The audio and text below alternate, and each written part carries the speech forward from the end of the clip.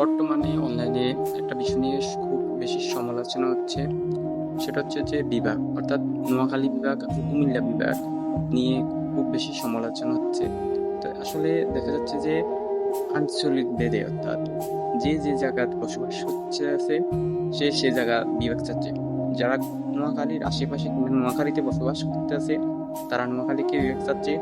অপরদিকে যারা কুমিল্লা কিংবা কুমিল্লার আশেপাশে বসবাস করতে আছে তারা কুমিল্লাকে বিভাগ, একটা শহর যখন বিভাগ হতে হয় তখন তাকে আগে জেলা হতে হয়। তো জেলার দিকে যদি আমরা লক্ষ্য করি, কুমিল্লা জেলা হিসেবে স্বীকৃতি পেয়েছিল 1960 সালে, আর অপরদিকে হচ্ছে নোয়াখালী জেলা হিসেবে স্বীকৃতি পেয়েছিল 1821 সালে। তাহলে লক্ষ্য করা যাচ্ছে যে কুমিল্লার আগে কিন্তু নোয়াখালী জেলা হিসেবে স্বীকৃতি পেয়েছিল। এমনকি আপনি যদি আয়তনের দিক দিয়ে লক্ষ্য করে, তাহলে নোয়াখালীর আয়তন আছে 3600 বর্গ কিলোমিটার, অপরদিকে কুমিল্লার আয়তন আছে প্রায় 3110 কিংবা এরকম। অর্থাৎ দেখা যাচ্ছে যে প্রায় নোয়াখালী বর্গ কিলোমিটার, অর্থাৎ জায়গার পরিমাণ দিকেও নোয়াখালী অনেক বড় একটা শহর। সুতরাং কথা হচ্ছে যে প্রত্যেকের অধিকার আছে বিভাগ চাওয়ার, কিন্তু আমরা লক্ষ্য করতেছি যে হাসনাত আব্দুল্লাহ কিন্তু বিভিন্ন সময় বলতে আছে যে যদি কুমিল্লাকে বিভাগ না দেওয়া হয়, বিভিন্ন রাস্তাঘাট, বিশ্ব রোড কিংবা বিভিন্ন রাস্তাঘাটে কিভাবে প্রতিবাদ করতে হয়, কিভাবে রাস্তাঘাট বন্ধ করে প্রতিবাদ করতে হয়, এই সংক্রান্ত বিভিন্ন হুমকি দামকি দিতে আছে। আমাদের হাতিয়ার তো আছেই, ঢাকা চিটাগং যে মহাসড়ক, এই মহাসড়ক এটা তো আমাদের আছেই। এটা কিভাবে দখল নিতে হয় সেই জিনিসটা আমাদের জানা আছে, ওটা সমস্যা নাই। ওইটাকে আমরা এটাকে আমরা আমাদের মতো করে এটাকে নিয়ন্ত্রণ নিব, কিন্তু একই সাথে আসলে এগুলা কি আসলে কোনোভাবে ঠিক কি না একটু আপনারা জানাবেন কমেন্টে। আরেকটা কথা হচ্ছে যে উপদেষ্টা হাসিম মাহমুদ ভুঁইয়া, তার ভাইও কুমিল্লা, সেও চাচ্ছে কুমিল্লাকে বিভাগ দেওয়ার জন্য। কোনো বিভাগ হলে সেটা কুমিল্লার নামেই হবে,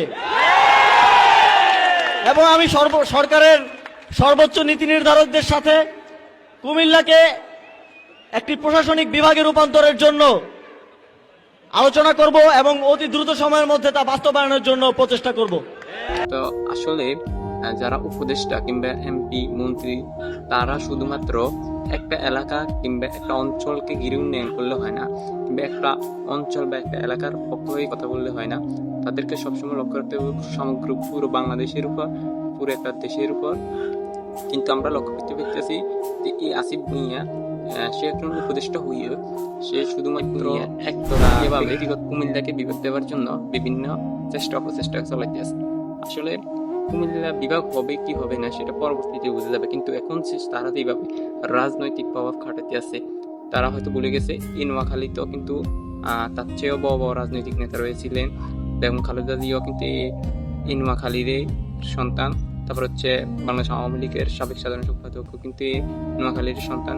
সাবেক স্পিকার যিনি ছিলেন ডক্টর শিরিন শারমিন, তিনিও কিন্তু নোয়াখালীর কৃতি সন্তান। কিন্তু দেখা যাচ্ছে কিন্তু তারা কখনোই রাজনৈতিকভাবে প্রভাব খাটিয়ে নোয়াখালীকে বিভাগ করবে কিংবা নোয়াখালীকে বিভাগ করার কোনো প্রচেষ্টা চালাইছে। কিন্তু এই হাসিব মাহমুদ এরা অল্প কয়েকদিনের জন্য ক্ষমতা ছেড়ে এসেছে। প্রায় 1 বছর 4-5টা মাস হয়ে গেছে তারা ক্ষমতা। তারা হয়তো আরো সামনে আর আগামী বছর প্রায় 2-3 মাস হয়তো ক্ষমতা থাকবে, অর্থাৎ মার্চ কিংবা এপ্রিল মাস পর্যন্ত তারা হয়তো ক্ষমতা থাকবে। তারপরে দলীয় সরকারের গঠন হবে। তো তারা এখন এই অল্প কয়েক মাসের ভিতরে চেষ্টা করতে আছে কুমিল্লাকে বিভাগ করার জন্য। আসলে এটা কি কোনোভাবে যৌক্তিক কিনা সেটা অবশ্যই আপনারা জানাবেন। তারা কিন্তু ক্ষমতার অপব্যবহার করে একটা শহর। সুতরাং আমার মনে হচ্ছে যে নোয়াখালীকে বিভাগ ঘোষণা করা অন্য কোনো সিদ্ধান্ত গ্রহণ করা যৌক্তিক হবে না।